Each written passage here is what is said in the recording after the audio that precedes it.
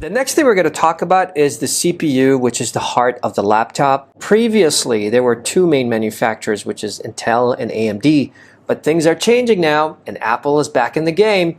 They've got their powerful, super efficient M chips. So you have the option to choose between CPUs. But I want to start first with Intel-based chips. So Intel usually releases the i3, i5, i7, and Core i9 chips.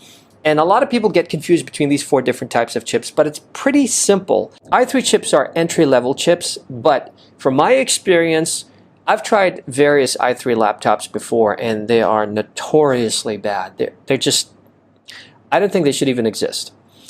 Take it from me, don't buy any laptop with an i3. Start with an i5 at least, because i3 laptops, they lag, they're very slow, they're just horrible. Don't start with i3. Start with an i5. i5 laptops are considered mid-grade, and they're found on most medium-range laptops. They're good enough for most tasks, but they're not very powerful for demanding tasks like content creation or gaming. So if you want to do something that is more demanding, you're better off getting a gaming laptop with an i7 or maybe a Mac.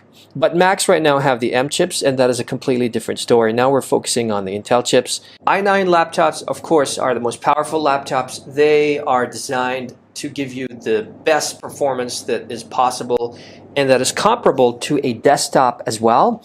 And they are usually for power users who need the best out of their laptops for photography, for gaming, for content creation, for videography, especially videography. So this, for example, this Mac right here is an i9 laptop. It's pretty good for most of my video editing needs. So if you have demanding tasks, then you're better off getting an i9 laptop. I think i7 laptops are the sweet spot for most people. They are powerful enough for most of the tasks, content creation, media, video editing, anything that you can throw at, multitasking. I think i7 laptops are a great option for most people, and they're not that expensive, by the way. So if you are to choose between an i5 and an i7 laptop, I say go for the i7 laptop, fork out the few extra 100 dirhams or dollars, because that's going to serve you well down the road. So that was for Intel-based chips, and now let's talk a little bit about Apple chips, the M chips. Apple introduced the M chips 2 years ago, and they are incredibly powerful and super efficient. You have the M1, the M1 Max, and the M1 Ultra. Now, if you want to talk about AMD chips, AMD is interesting with their Ryzen chips. AMD chips were not that great before, but now things changed. And AMD chips are competing with Intel chips, and you start with the AMD 3 all the way to the Ryzen 9. The Ryzen 9 is the most powerful AMD chip that AMD has to offer, and it competes with the i9, the Intel i9. The same thing applies here, just like the Intel-based processors.